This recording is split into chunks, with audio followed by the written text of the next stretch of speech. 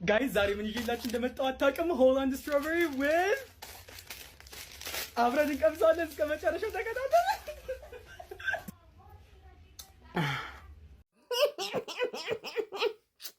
እኔ ማዝነው ለቤተሰቦቼ ነው፣ ሌላ ለማንም አይደለም። እውነቴን ነው የምልህ። ምክንያቱም ወንዱ ልጅ እኮ ዩኒቨርሲቲ ሄዶ እየተማረልኝ ነው ምናምን ሊሉ ይላሉ። አንቺ እናቴ ሴት ሆነሽ ለራስሽ እርጎሽን እየላሽ ወይኔ ስትሮበሪ እያልሽላቸው ነው።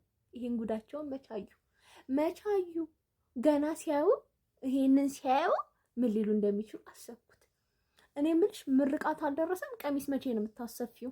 እሱንም ደግሞ እንጠብቃለን ካንቺ ምን አይነት ዲዛይን እንደሚኖረውና ታሳይናለሽ። ለአዲስ ተመራቂዎች ምናምን እንተማመንብሻለን።